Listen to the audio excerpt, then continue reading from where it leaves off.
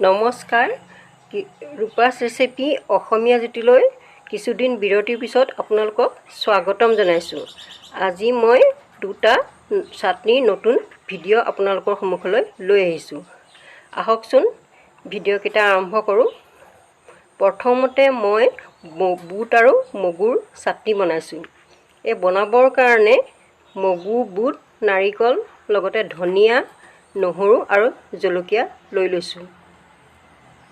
এই সামগ্ৰীখিনি মই এতিয়া মিক্সিত মাৰি লৈছোঁ। তাৰপিছত আপোনালোকক মই বাটি এটাত উলিয়াই দেখুৱাম।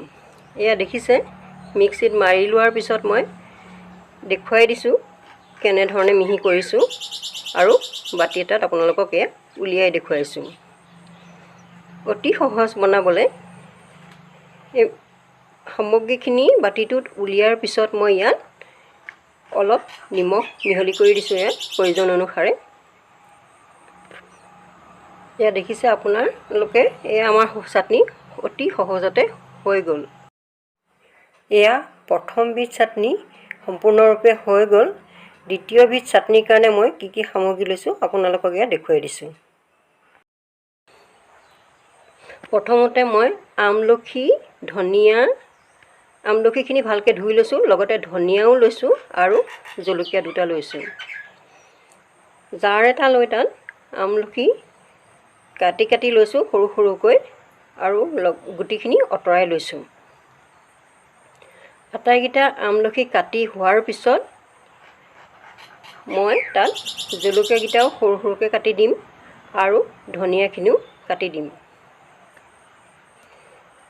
এয়া দেখিছে আপোনালোকে, এইখিনি হৈ যোৱাৰ পিছত মই জলকীয়াকেইটাও সৰু সৰুকৈ কাটি দিছোঁ আৰু লগতে ধনিয়াকেইডালো এয়া কাটি দি এতিয়া মই আকৌ পুনৰ মিক্সিত এইখিনি মিহল কৰি ল'ম।